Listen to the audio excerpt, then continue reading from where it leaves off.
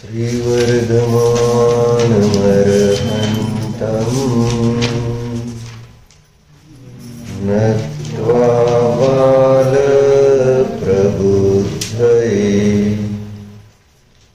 विरच्यते मितस्पष्ट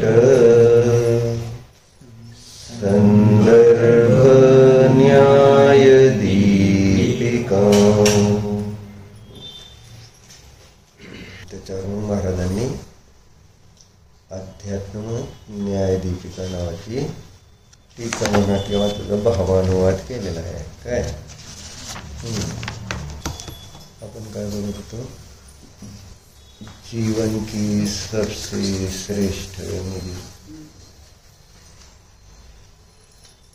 चंद्रमती माताजींनी प्रस्तावना लिहिलेली आहे. म्हणजे या ग्रंथात सांगितला गेलेला जो विषय आहे त्याची समरी म्हणजे थोडक्यात वर्णन केलेलं असतं प्रस्तावनेमध्ये.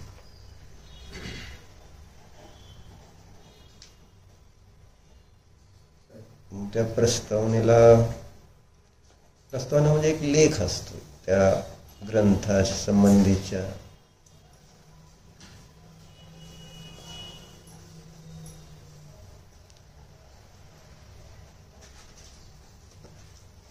तर त्याला शीर्षक दिलंय जीवनाची सर्वश्रेष्ठ निधी. आहे का?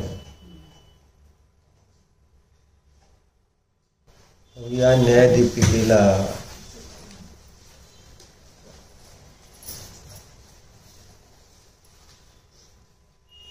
जीवनाची सर्वश्रेष्ठ निधी का म्हटला म्हणून?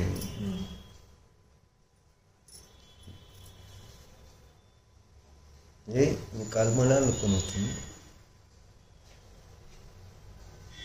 असं काय वाटलं आम्हाला की ज्यामुळं त्याने असं लिहिलं की ही जीवनाची सर्वश्रेष्ठ निधी आहे. निधी म्हणजे संपत्ती, धन, लक्ष्मी, की ज्याच्यावर सर्वसामान्य जीवांचं काय असतं? प्रेम असतं. काय म्हटलं तुम्ही?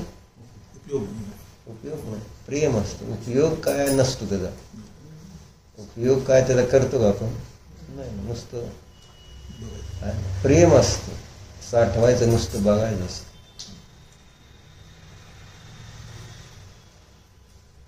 निधीचा कधी कोण उपयोग करतं का?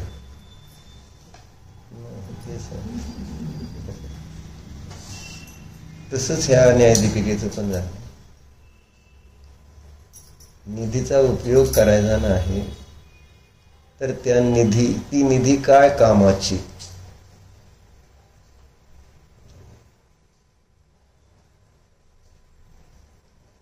असायला नुसती निधी आहे परंतु त्याचा उपयोग नसेल, म्हणजे त्याचा उपयोग जर केला जाणार नाही तर मग ती निधी असून नसल्यासारखीच आहे. निधी म्हटल्यावरती आपल्याला समजते ना, संपत्ती.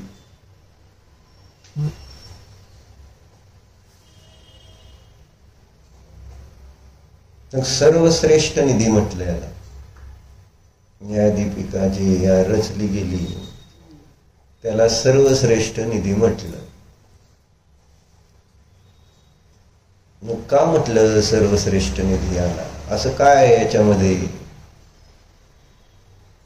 आम्हाला दिसलं, आम्हाला लिहिलं ना, असं आम्हाला काय वाटलं की ज्यामुळे त्यांना असं लिहू वाटलं किंवा ही सर्वश्रेष्ठ निधी आहे? आम्हाला आमच्या जीवनाची सर्वश्रेष्ठ निधी कोणती भासित होती? आहे कोणती आणि आम्हाला वाटतंय कोणती. आपल्याला पण प्रत्येकाला आहे की कोणती ना कोणती निधी सर्वश्रेष्ठ वाटते, नाही असं नाही. पण कोणती निधी सर्वश्रेष्ठ आहे? साची आहे का?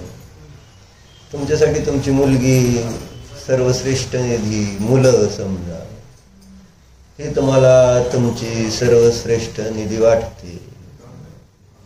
सर्वश्रेष्ठ निधी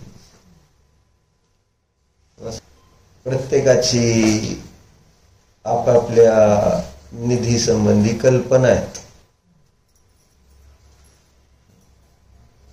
पण ती सर्वश्रेष्ठ आहे का?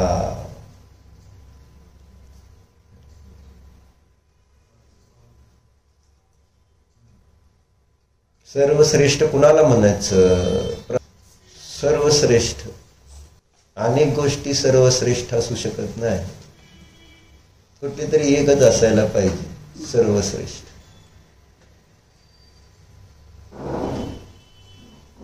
परंतु ज्याला सर्वश्रेष्ठ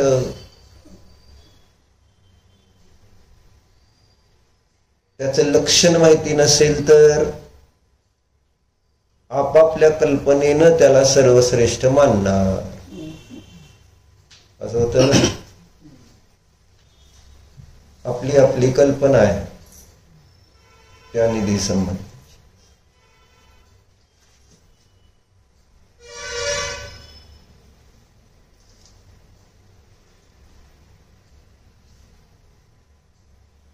सर्वश्रेष्ठ काय आहे? सर्वश्रेष्ठ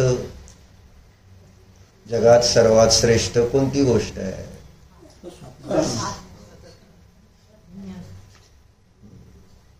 जगात सर्वश्रेष्ठ कोण आहे? बघा, प्रत्येकाच्या आपल्या आपल्या कल्पना आहेत का नाही? सर्वश्रेष्ठ कोण आहे?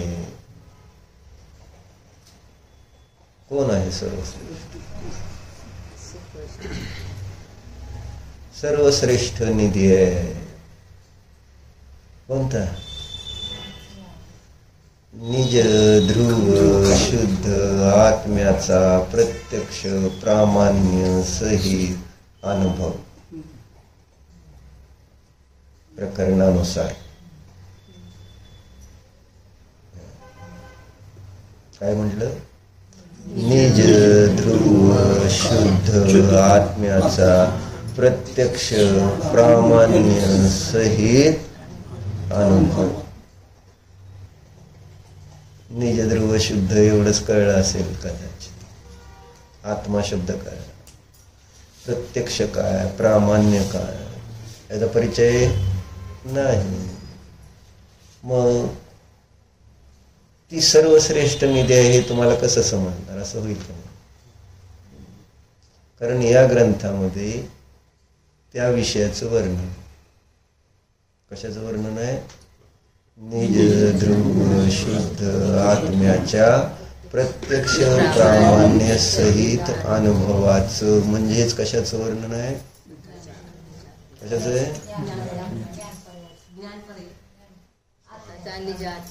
थांबा की जरा, ते ज्ञान पर्याय अजून आत्ता मला बरोबर आहे तुम्ही सांगितलं.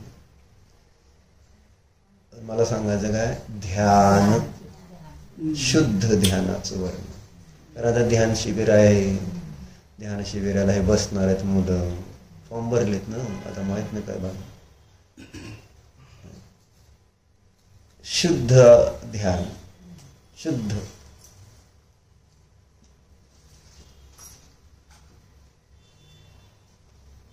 की ज्याच्याद्वारे काय होणार आहे? संसाराचा नाश होणार आहे. नास्ती रूपाने. आस्ती रूपाने काय? अतींद्रिय आनंदाची प्राप्ती होणार आहे. कशाद्वारे? शुद्ध ध्यानाच्या द्वारे. शुद्ध आत्मा आहे, सगळ्यांचाच आहे. कोणाचा नाही शुद्ध आत्मा? सांग. जगात सगळे जीव आहेत, सगळ्यांचा आत्मा शुद्ध स्वभावाने अनादि अनंत आहे. बरोबर आहे. परंतु सगळे जीव त्यामुळं सुखी आहेत का? सगळ्यांचा आत्मा शुद्ध आहे म्हणून सगळे जीव आनंदी आहेत का? काय सिद्धम बरं आहेस का? कुठं ध्यान आहे?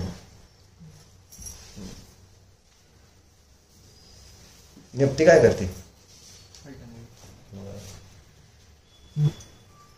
आणि आई गेली बाई. मग काय म्हणलं?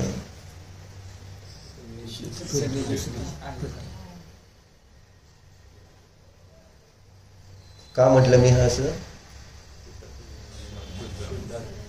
सगळे शुद्ध आहेत, सगळे शुद्ध आहेत म्हणून सगळे सुखी आहेत का? सगळे जीव शुद्ध आहेत का नाही? का नाही आहेत? कसं काय? तुम्हाला कसं काय सगळे शुद्ध आहेत ते?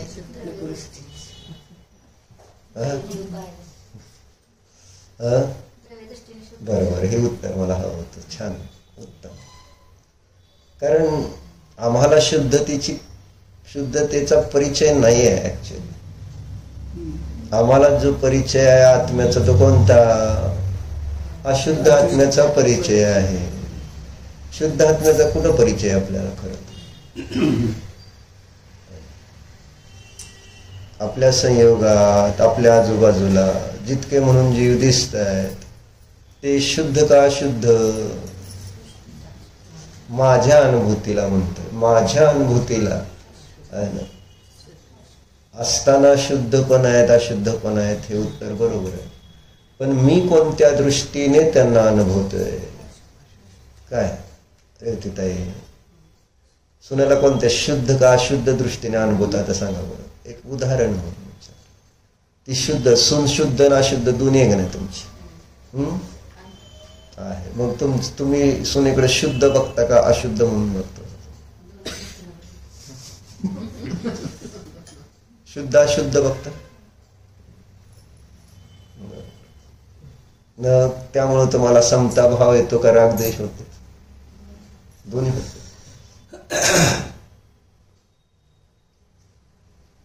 एकाच वेळेस दोन्ही होतं का वेगवेगळ्या वेळेस होतं?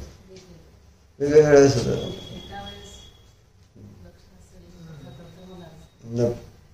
अशुद्ध बघितल्यानंतर तुम्हाला समता भाव येतो काय?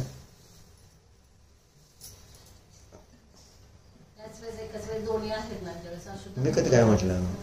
मी प्रश्न विचारला आहे. आम्हाला पण माहित आहे, तुम्हाला पण माहित आहे, पण बघायचा दृष्टिकोन चाललेला जीवांकडे. आपण ज्यांनी शास्त्र साध्य केला त्यांना कळेल, आणि कळणं कसं आहे ते शब्दरूपाने कळेल. काली म्हणाल होतो. काल कशावर चर्चा झाली आपली? सांग बरं ध्रुव.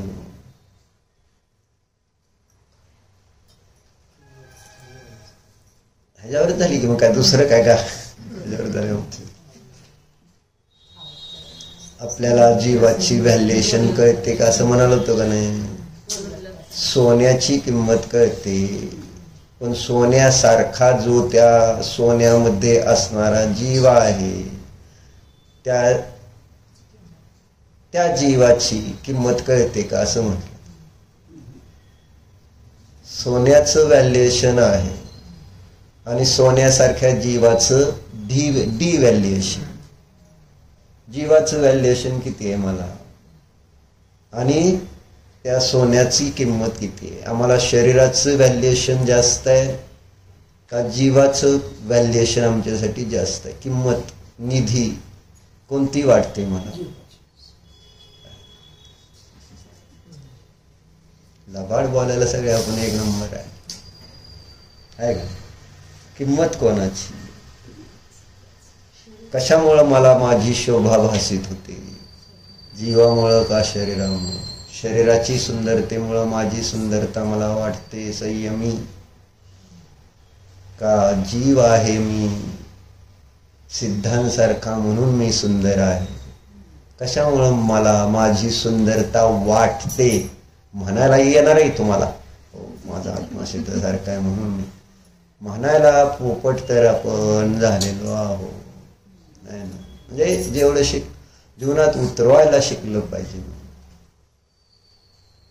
तद्रूप परिणतीसाठी ही न्यायदीपिका आहे खरं तर. म्हणजे इथं बोलण्याच्या पलीकडे आहे, विकल्पांच्या पलीकडचा विषय आहे. बोलायचं नाही आहे ह्याच्यामध्ये काय सुद्धा. इथं जे न्याय ग्रंथ येतात त्याच्यामध्ये विषय मुख्यतेने कोणता आहे? प्रयोगाचा विषय. थिअरिटिकल नाही, प्रॅक्टिकल विषय ज्यात आहे. कारण इथं जे आम्हाला अनुभूतीला येतं त्या विषयांची चर्चा केली गेलेली आहे. न छद्मस्त जीव असू देत नाहीतर सर्वज्ञ असू देत, प्रत्येकाला अनुभव होतो. सर्वज्ञ आहेत त्यांना पण अनुभव येतोय आणि छद्मस्त आहेत त्यांना पण ज्ञानाने अनुभूतीला वस्तू येत आहेत. प्रत्येकाला अनुभव येतोय ना आपापल्या ज्ञानानुसार. आपापल्या ज्ञानानुसार प्रत्येकाला अनुभव येत असतो ना. आणि त्या अनुभवाला अनुसरून मग काय होत असतं? मान्यता होत असते, श्रद्धा होत असते. आणि श्रद्धेला अनुसरून मग आपलं आचरण होत असतं, चारित्र्य. तुम्ही अनुभवलंय कसं त्याच्यावर डिपेंड करतं सगळं. काय श्रद्धा आपली त्याच्यानुसार होत असते, अनुभूती अनुसार श्रद्धा होते आणि श्रद्धानुसार चारित्र्य.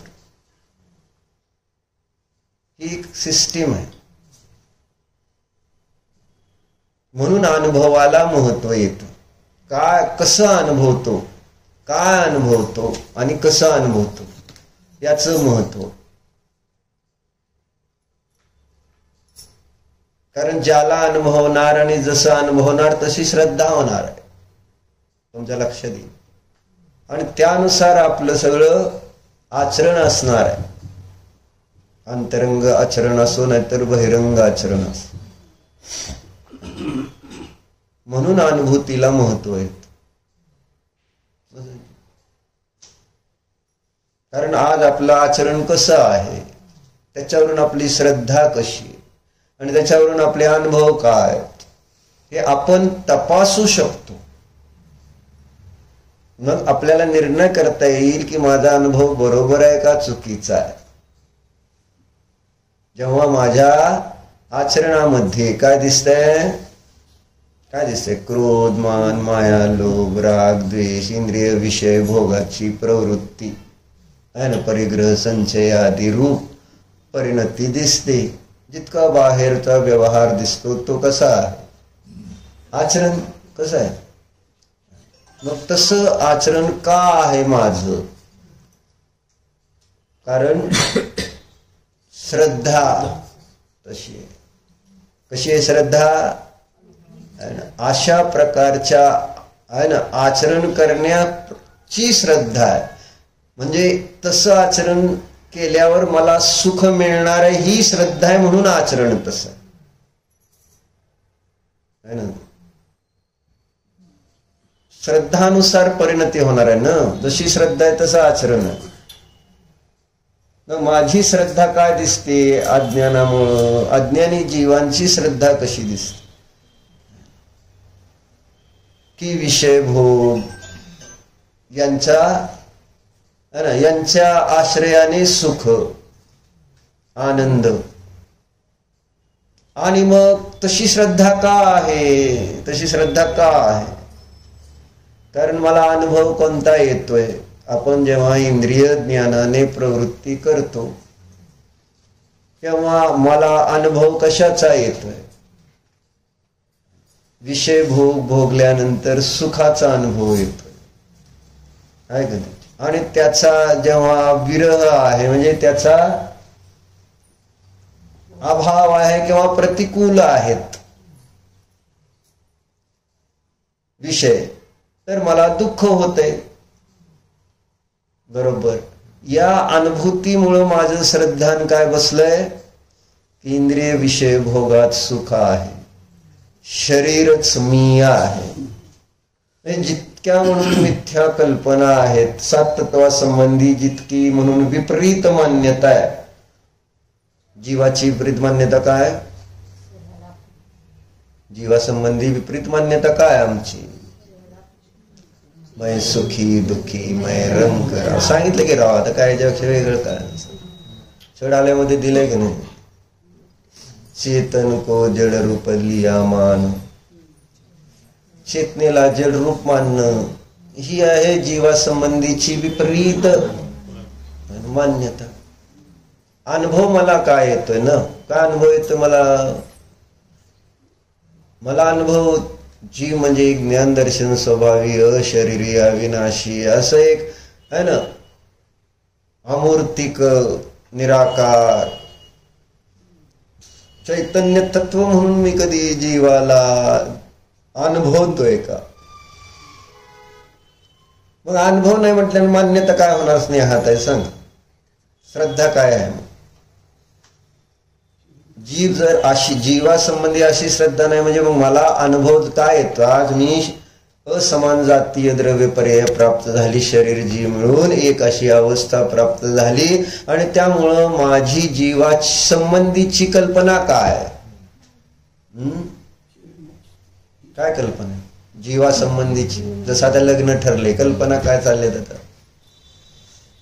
आता संयमी राहिली का सांग? नवऱ्याचं नाव काय? सिद्धांत. संयमी आता संयमी नाही, सिद्धांत झालेली असते. संयमी संपली. संयमी आता संयमीसाठी समता नाही, म्हणजे आई नाही, पप्पा नाही, मम्मी नाही, कोण नाही. आता सिद्धांत झालाय संयमीच. होतंय का ना असं? लग्न ठरल्यावरच चाललंय. काय ध्रुव बरोबर आहे का? ध्रुवचं काय झालंय का नाही अजून? काय नाही झालं अजून? तुझं काय झालंय का सिद्ध? काय नाही, काय नाही झालं. बघा बाबा, म्हणजे जेव्हा आपण शरीराशी संलग्न होऊन, लग्न म्हणजे काय है ना, आपल्या विचाराने त्या परवस्तूशी या कुठल्याही वस्तूशी एकमेक होणं. लग्न म्हणजे काय? लग्न रूप म्हणजे तद्रूप. यस, एक असं तन्मय होणं म्हणजे दोन वस्तू न राहणं, दोन न राहणं, त्याचं नाव आहे लग्न. दोन राहिलेले असतात काय? एक झालेले असतात. सगळ्यांनी अज्ञानी जीवानी लग्न केलेलं आहे. कोणाबरोबर? शरीर, कर्माबरोबर, संसाराबरोबर, संयोगाबरोबर तन्मय झालेलो असतो आपण. आपल्याला कुठं माहिती का हे वेगळं आणि मी वेगळं? कारण जन्मतः आपल्याजवळ जे ज्ञान आहे, अनादी काळापासून आपल्याजवळ जे ज्ञान आहे, अशुद्ध अवस्थेमध्ये सोनं मिळतं माहिती आहे का? तसं जीव संसारामध्येच आहे ना, बंधपूर्वक मोक्ष आहे. जीव संसारातच सापडतो, कर्मातच सापडतो, अशुद्ध अवस्थेतच सापडतो पहिल्यांदा. जसं सोनं खाणीतच सापडतं, नंतर ते शुद्ध केलं जातं. बरोबर आहे? तसा जीव कुठं सापडतो? पहिल्यांदा अशुद्ध अवस्थेत. आणि मग त्याचं ते जे ज्ञान आहे, श्रद्धान आहे, चारित्र आहे, ते कशा प्रकारचं आहे? मग आणि अशुद्ध रूपानेच आहे ना. कारण त्याला सोडून त्याला त्याची सत्ता वेगळी भासित होत नाही ना. ज्यांना भासित होते ते मग संसारी राहत नाही. ते जीव सम्यक दृष्टी बनतात आणि मग कर्माचा नाश करून मोक्षाला जातात. जसा जीव असतो तसा त्या ठिकाणी पर्यायामध्ये प्रगट होतो, सिद्ध दशा प्रगट होते. जसा जीव आहे तसा. पण आता काय झालंय? जसा जीव आहे तसा नाही. मी आता जो अनुभव घेतोय तो कसा घेतोय म्हणून चाललं गेलं. मी आता इथं वर्तमानामध्ये ज्या जीवाची अनुभूती घेतोय तो जीव आपण अनुभव कशाचा घेतोय हे सांगतोय ना. अशुद्ध अवस्थेचा अनुभव घेतोय ना आम्ही सगळे. कुठाय तुम्ही कोण? अनुभव कशाचा येतोय मला? या असमान जातीय द्रव्य पर्यायाचा जीव म्हणून मला अनुभव येतोय. हा जीव म्हणून. कारण आपली तन्मयता आहे, त्या शरीराशी आपण तन्मय झालेलो आहोत. आपल्या अनुभवाने अनुभव मला येतोय ना. कारण आज जे काही मला ज्ञान होतंय किंवा आनंद येतोय तो कशाच्या बेसवर येतोय किंवा होतंय ज्ञान. शरीर इंद्रियाच्या माध्यमातून विषयांचा आश्रय घेऊन मला ज्ञानाने आनंदाची उत्पत्ती होताना दिसते. म्हणजे माझा अनुभव कशाचा आहे? ज्ञानाने आनंदाचा जो मला अनुभव येतोय तो कशाचा येतोय? विषयांचा आनंद आहे आणि इंद्रियांचं ज्ञान आहे. इथं इंद्रियाच्या अतीत असणारा जो आत्मा आहे त्याचं ज्ञान आणि त्याचा आनंद आहे. असा अनुभव आपण कधी घेतो सांगा? विषय भोग भोगताना आमची कल्पना काय? आणि आपल्याला जेव्हा कोणत्याही पदार्थाचं ज्ञान होते तेव्हा त्यावेळेस आपल्याला कशाद्वारे ज्ञान होतंय? आपल्या डोक्यात ही येतच नाही. कधी आपण तसा विचार करायचा विषय येत नाही की ज्ञानाने आम्ही जाणतोय आणि आनंद रूपाने आत्मा परिणमतोय. ही काय विषय? हा विषयच येत नाही. हा अनुभवच याचा विषय येत नाही. म्हणजे मी अनुभूती कशाची घेतोय मला हे सांगायचं. जीव तत्वाची मी अनुभूती कशा प्रकारे करतोय? कसं करतोय आपण? म्हणून माझं श्रद्धान काय? म्हणून म्हटलं चेतन को जडमय लिया जान. म्हणजे शरीर जड आहे, त्या रूपाने मी चेतनेला मानलंय. जे आपल्याला इथं सुख दुःख आहे ना, ज्या अवस्था मैं सुखी दुखी मैं रंग राव मेरो धन ग्रह गो धन प्रभाव मेरे सुततीय मैं सबल दीन बेरूप सुभग मोरख प्रवीण. ही जीव तत्वाची विपरीत मान्यता म्हणून छळाले आपण किती वेळा शिकलंय वाचलंय ऐकलंय. किती वेळा आपण अनुभव घेतला त्याचा. आणि मी काय करतोय? जीव तत्वासंबंधीची ही विपरीत अनुभूती आहे असं आपल्याला कधी वाटतं का? संयम लग्न त्या ठरल्यामुळे हे सगळं गौण आहे आता. आणि जोपर्यंत लग्न होत नाही आणि थोडं प्रतिकूलता येत नाही तोपर्यंत नव्याचे 9 दिवस आनंदात जाणार आहेत. पण त्याच्यानंतर एकदा स्नेहात आहे. परत सांगा काय बरं असतं सगळं. त्याच्यानंतर मग रिंग मास्टर्स आहे ना. त्याच्यानंतरची अवस्था काय त्याच्यावर कधी कल्पना म्हटलं. आत्ता नाही, आता सगळं नुसतं आनंदी आनंदकडे इकडे तिकडे चोहूकडे. जगात आता कुठं दुःख नाही आहे तुझ्यासाठी, कारण तू आनंदी आहेस. त्यामुळे सगळेच तुला आनंदी दिसणार. तू आनंदी आहे म्हणून. आणि तू दुःखी तर सगळे दुःखी दिसतील. हे असा व्यवहार दिसतो. आपल्याला जसे अनुभव येतात तसंच आपल्याला सगळं जग वाटू लागतं. अनुभव काय चाललाय म्हटलं? काय चाललंय? जीव तत्वाच्या विपरीत अनुभवानुसार आपल्याला तिथं कल्पना तर येते का हे माझं विपरीत अनुभव आहे म्हणून जीवासंबंधीचा.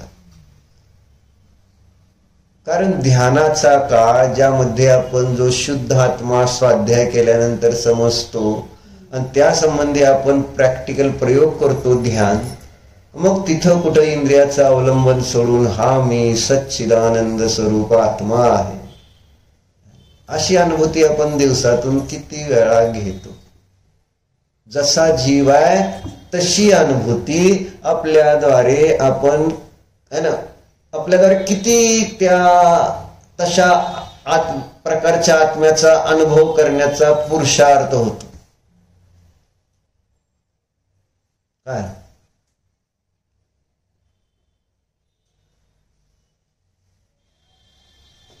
कारण त्या अनुभूतीमध्येच यथार्थ अनुभव, यथार्थ श्रद्धान आणि आचरण असेल.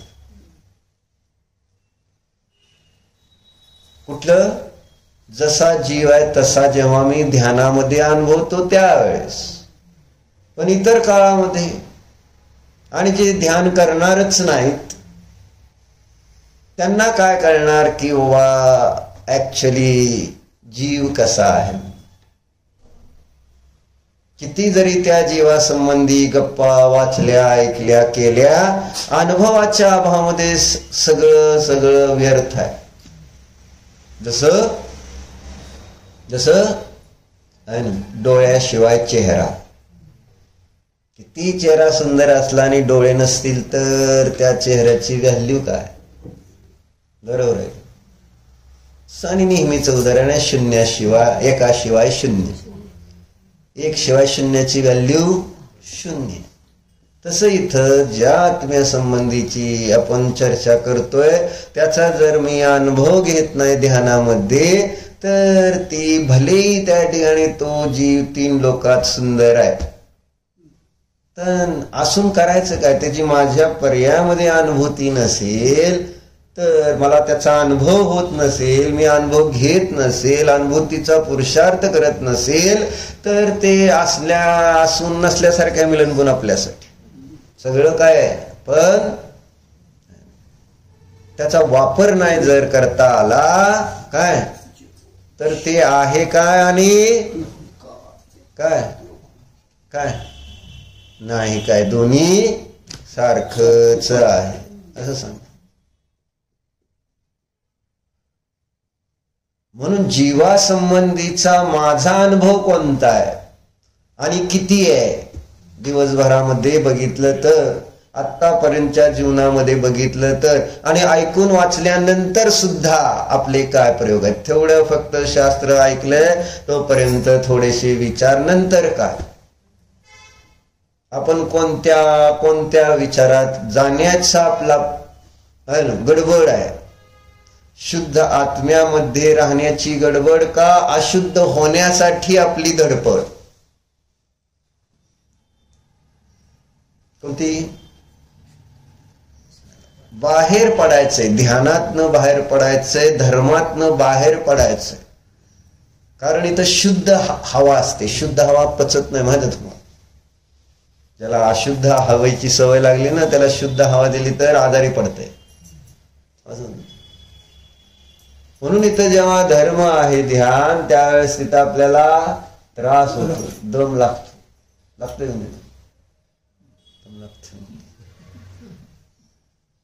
शुद्ध चालत नाही ना जास्त. अशुद्ध बरं वाटत, शुद्ध नाही बरं. जसं डुकराला गटर, बरोबर आहे ना. तसं मला चांगल्या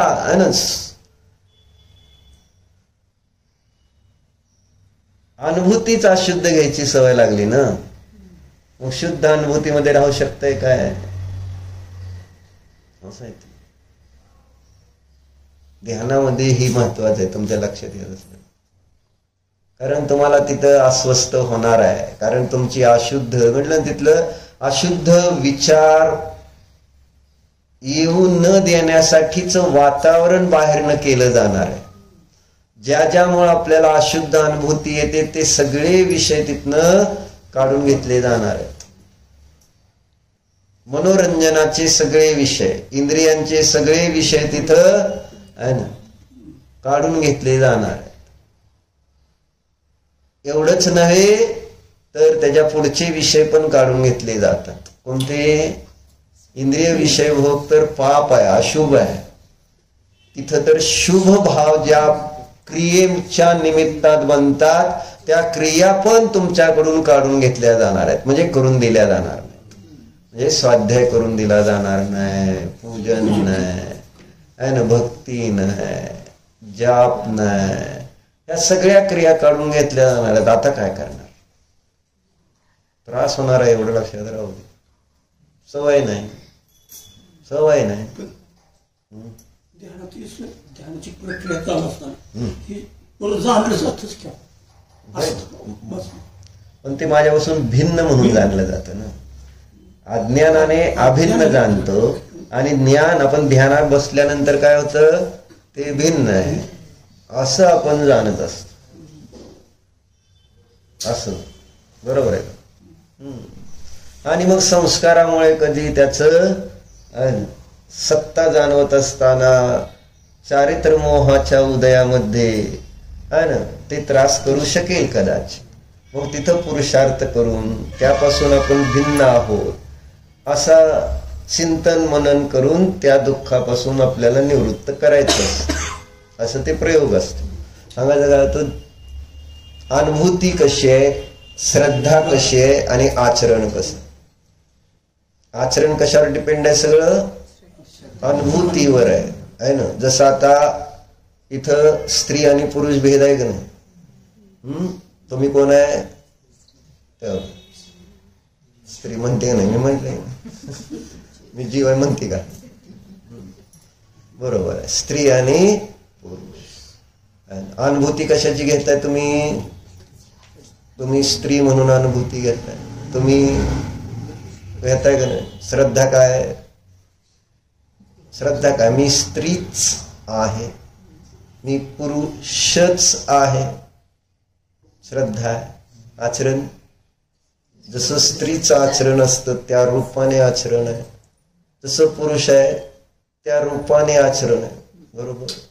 अनुभूती काय घेतो म्हणून म्हटलं अनुभवावर आचरण डिपेंड आहे. म्हणजे आपल्या विचारामध्ये आपण कशाशी तन्मय झालेलो आहोत. आणि तन्मय कशाने होतो आपण, अनुभवाच्या द्वारे. अनुभवाच्या द्वारे आपण त्या जाणले गेलेल्या वस्तूशी तन्मय होत असतो. आणि मग ती तन्मयता माझ्या श्रद्धेला उत्पन्न करत असते है ना. म्हणजे ती अनुभूती माझ्या श्रद्धेला तयार करत असते आणि मग ती श्रद्धा मला तसं वागवते. अडचण ही कोण आपल्याला असं वागवण्यामध्ये कारण ठरते, आमचे अनुभव हे सांग. आणि अज्ञानामुळं अनुभव काय चाललेत, सगळे विपरीत चाललेत हे सांगायचं. जीवाचा अनुभव है ना जो आहे तो जड रूपाने आणि अजीवाचा अनुभव जीव रूपाने चाललाय का नाही. तन में अपना पा लिया मान, शरीरामध्ये आपलेपणा केलेला आहे. म्हणजे अजीवाला जीव केलेला आहे, जीवाला अजीव केलेला आहे. मग ही अनुभूती मी घेणार तर श्रद्धा है ना. जेव्हा शरीरात काही व्याधी उत्पन्न होते त्यावेळेस काही प्रतिकूलता येते त्यावेळेस होतं काय, मग आचरण काय होतं. अनुभूती शरीराची सुखदुःख आहे, शरीराच्या आश्रयाने सुखदुःखाची अनुभूती घेत असताना है ना आपलं आचरण काय होतं, कसं. म्हणजे मग त्या शरीराला बरं वाटलं तर मला बरं आहे आणि त्या शरीराला बरं नसलं म्हणजे मला बरं नाही. ही आहे माझी अनुभूती. आणि मग पुरुषार्थ कोणता होतो, शरीराला सांभाळण्याचा पुरुषार्थ. प्रत्येक जण शरीराला सांभाळतंय. बरोबर आहे. कोणाला सांभाळते, जीवाला किती आणि शरीराला किती, कोणाला सांभाळतो आपण जास्त, शरीराला का जीवाला. शरीराला दम लागतंय तर दमाने चालताय, जीवाला दम लागलाय का नाही, नाही लागत. जीवाला दम लागलाय पर्यायामध्ये चाललाय, स्वभावाला दम नाही. हीच तर प्रॉब्लेम झालाय. मला समजा ना, जीव पार आता म्हणजे त्याला व्हेंटिलेटर लावलाय तरी सुद्धा तुम्हाला समजना की जीव किती दमलाय. शरीर दमतं का, माझा प्रश्न पुढचा आहे ना. तुम्ही म्हटलं जीवाला कुठं दम, मी म्हणतो शरीराला दम लागतो का. शरीर तर आजीव आहे, त्याला कुठं दम लागतो. दम कोणाला लागतो, शरीराला दम लागतो. मग ह्याला दम लागायला पाहिजे, ह्याला दम लागायला पाहिजे. आजीवाला दम लागतो का, मी म्हणते जीवाला दम लागत नाही, मग आजीवाला लागतं का. पण शरीराला दम लागला तर त्या शरीराची काळजी किती, जीवाला दम लागलाय का नाही लागला, लागतो का नाही लागत. राग द्वेष मोह भावामुळे कशा विकल्प चिंता याच्यामुळे जीव दमलाय का नाही. मग जरा श्वास घ्यायला पाहिजे का नाही, थांबायला पाहिजे का नाही. राग द्वेष करायसाठी थांबा बाबा, आता दम लागला, कंटाळा विकल्प करण्यासाठी आता आपण बाज बाबा. जिना चढायला लागला, श्वास घेता येईना तर थांबतय माणूस. पण राग द्वेष करायचं थांबतंय का, परिग्रह साठवायचं थांबतंय का, म्हणजे संसार थांबतोय का, आपण संसारात थांबतो का. दमलाय का, दमलाय का. इथे एक जागा नातेपुती ती काल निघाली, स्वस्त आहे, घ्यायची का असं.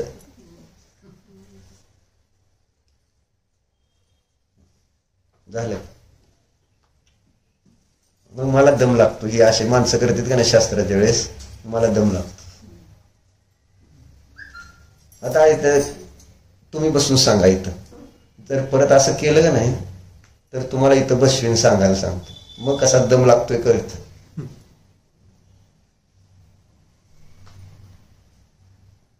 मग लागला का दम जीवाला का नाही. मरल राव, मरल, मरल नाही, मरतोय, त्याच्यामुळेच मरतोय, कळ ना याला. जर तुम्हाला दम लागला तरी तुम्ही जर बरोबर चालला तर मरून जाचाल का नाही, तुम्हाला कळतंय का नाही. श्वास लागल्यावर काय होईल बघा एकदा चढून, परत दिसणारच नाही. ह्या पर्यायात घड्याळाकडे बघते. दम लागला की माणूस घड्याळाकडे बघतो. शास्त्राच्या वेळेस दम लागतो की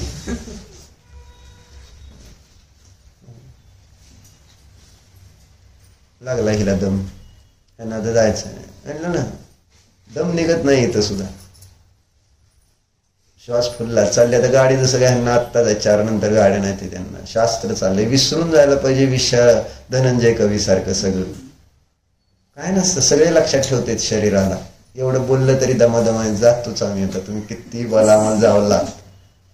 मरताना मात्र असं होणार नाही. शास्त्र सोडून जाऊ शकते, धर्म सोडून जाऊ शकतो, पण मरण आल्यानंतर सगळं सोडावं लागतं, मरावं लागतं. माहिती का. त्याला विचार करत नाही ना आपण. जर मरण आलं तर तिथं तुमचं कुठलंही अर्जंट काम असू दे, गपचिप मरायचं. कसं मरायचं काय नाही, त्याच्या पुढे आता नाही राहिलं, एवढं काम राहिले.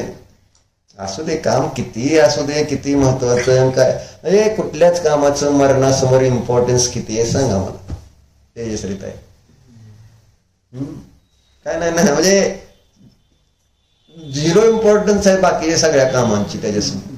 हे तुम्ही किती म्हणा फार महत्वाचं आहे. म्हणजे याच्यावरून सिद्ध होतं का नाही की कुठलंही काम मरणाच्या पुढे जर महत्वाचं नसेल तर म्हणजे ते काम महत्वाचं नसतं. आपण त्याला आपल्या बुद्धीने महत्व दिलेलं असतं, म्हणून आपण महत्व देतो. तर आपण कशाला महत्व द्यायचं मी ठरवायचं का नाही. आणि मी काय ठरवतो बघा, मग कशाला महत्व द्यायचं ठरवतो काय. मी ठरवतो संसाराला महत्व द्यायचं ठरवतो, असं होतं. आणि जेव्हा आम्ही त्याला महत्व देणार त्यावेळेस काय होणार, जीवाचं मरण येणार. भाव मरण म्हणायचं.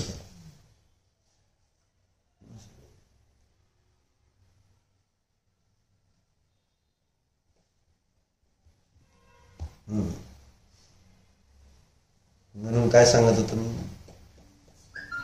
अनुभव काय घेतो ह्याच्यात काय सांगितलं सांग. जीवनातली सर्वश्रेष्ठ नदी कोणती आहे, जीवनाची सर्वश्रेष्ठ नदी कोणती आहे सिद्ध.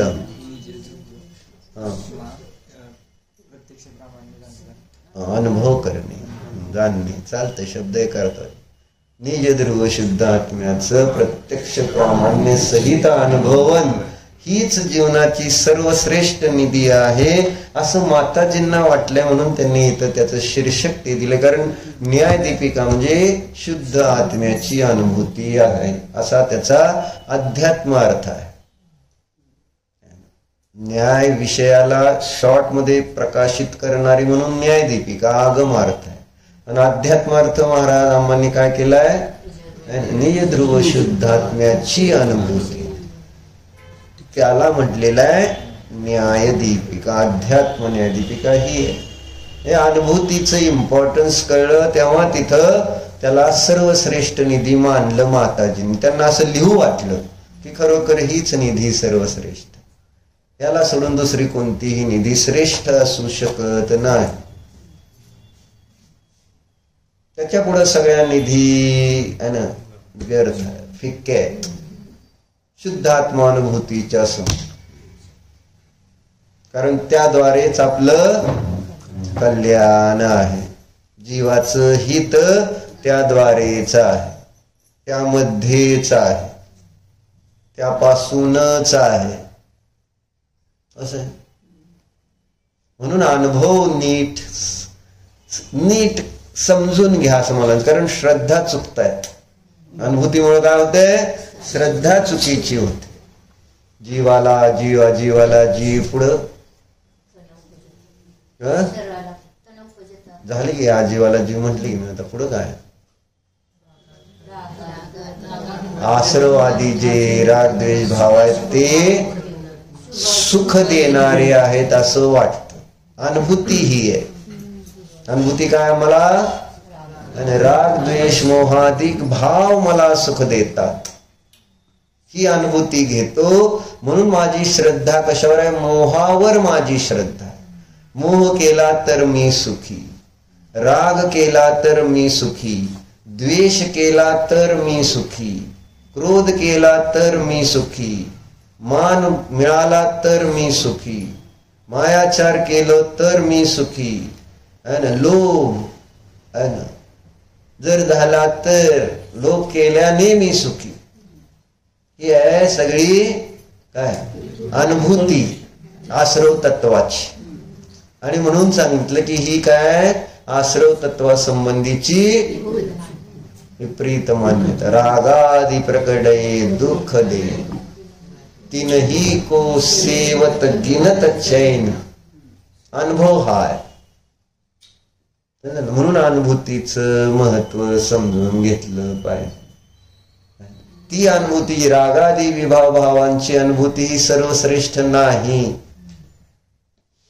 आपला कुठं? आपला संसार शरीर भोगा विषयीचा जो राग आणि तो राग, त्याची जी अनुभूती आहे ती मला सर्वश्रेष्ठ वाटते.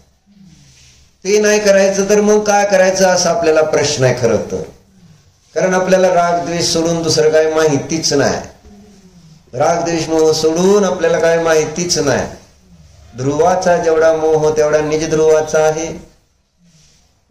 त्या ध्रुवाची आहे ना पावलो पावली काळजी. आता खाली चाललोय तर 4 वेळा ध्रुवाला पाठवावर का, ध्रुवाला जेवायला पाठवावर का, ध्रुव जेवायला पाठवावर का, असं एक निरोप नाही. 4, 5, 6, 10 निरोप असते ते दोघांना. मला पण सांगते आणि अभिजितला पण तुझी मम्मी सांगते. कारण ध्रुव जेवला तर ती जेवली, तू नाही जेवला तर ती जीवच शकत नाही. बघ तुला बघायचं असलं असं नाही जीव नव्हती, जीवती का? बघ तू जेवल का? बाहेरच्या ध्रुवाची काळजी किती, कारण त्याच्यामध्ये मोह आहे. आणि ध्रुवाचा मोह सोड म्हटलं तर सोडल्यावर करमल का? विचार करमल का? ध्रुवाचा मोह सोडल्यावर अस्वस्थ होईल. अस्वस्थ. ध्रुव तुझा कोणी लागत नाही असं जर जेव्हा आतून जर विचारे, ध्रुव माझा नाही, ध्रुव माझा नाही, मग काय जगायचं कशाला? काय अडचण अशी? ज्यामध्ये आपलेपणा आहे त्याला जर सोडायची वेळ आली तर आपलं जीवन आपण ठेवणार नाही. त्या मेलेलं बरं. इथपर्यंत आपली श्रद्धा झालेली आहे. म्हणून आपण बघितलं त्या हत्तीच्या सोंडेत मुलाला उचललेलं शेडजीने बघितलं तर बेशुद्ध पडलं. तसं पिवळ्या शर्ट मधला कोणी पोरगा रस्त्यावर ऍक्सिडेंट मध्ये पडलेला दिसला आज तर काय झालं? अरे काय इथं बेशुद्ध पडेल का नाही? पडणार का नाही? गॅरंटेड. असं अशी आपण मोहाचा अनुभव घेतोय. निर्मोह स्वभावाचं ज्ञानच नाही, अनुभवनच नाही. निर्मोहता असते त्याची श्रद्धा आहे का?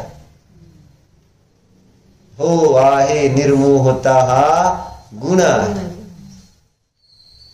आणि त्याच्या श्रद्धानासाठी तर देवदर्शन असतं. पण तो गुण माझ्यामध्ये मी वाढवण्यासाठी काय करतो?